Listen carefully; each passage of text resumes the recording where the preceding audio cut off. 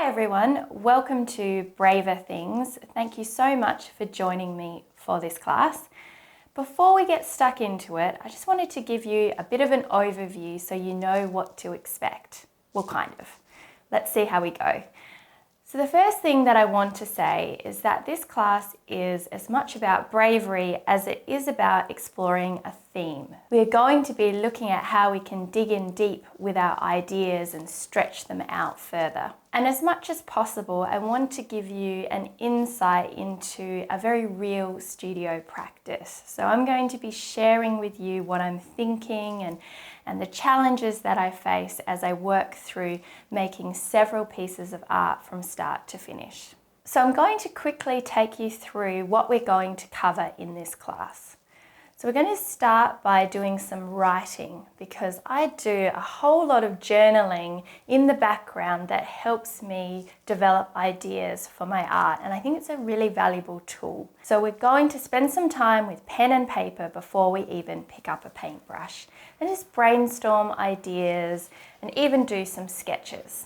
From this, we'll be choosing something to grab onto, and you're going to see me working with an autumn theme, and I'm going to be exploring earthy colours and also my love of circular shapes. So you're going to see how I take that idea and move it through different styles and types of art.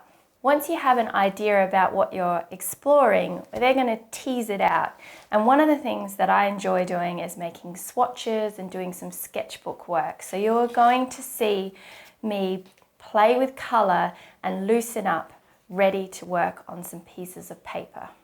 Then we're going to get into some warm-ups. So we're going to start our work on paper pieces. In these warm-ups, we're going to be working with watercolour and leaving plenty of negative space.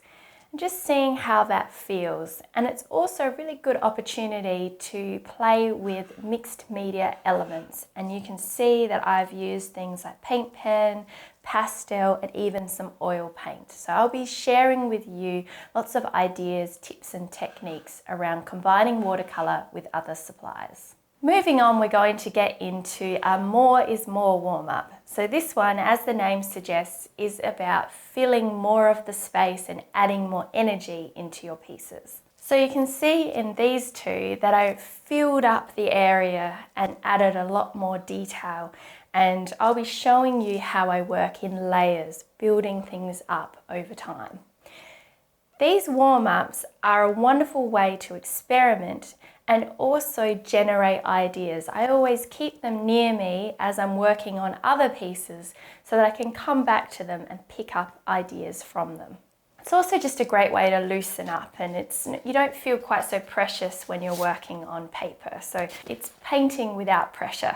Then we're going to get into the main part of this lesson, and that is where we're going to combine everything that we've experimented and played with so far and see what we can do on another substrate. And the substrate that I'm using is a wooden panel, or I should say 4 wooden panels. So you'll see with these pieces that I've honed in on a colour palette. And this is one of the strategies that I use in order to help my work stay cohesive. But when I choose something like that to hone in on, what I try and do is balance that out by being very playful and experimental with other aspects of my art. And in this case, I really had a lot of fun with materials. So you will see me using spray paint, glazing fluid, fluid acrylic paint, oil paint, oil stick, pastels. I'm pretty sure I've forgotten something, but there's a whole lot of different supplies that I use, which keeps it interesting and also teaches me a lot along the way. So I hope you have a very similar experience. So having said that, this isn't exactly a paint by numbers situation. So I wouldn't say this is a step-by-step class. There's a whole lot of techniques that you'll learn, but I encourage you to mix it up and do it in your own way. And I'll pre-warn you that if you were to follow me step by step for these pieces, you're probably going to tear your hair out, because at one point I make some decisions that, let's just say, they don't go how I think they will, and I have to then work through that. But that is part of this class, because if you are being brave and you're trying new things, inevitably some of them aren't going to pay off. And then you're left with, how do you deal with that?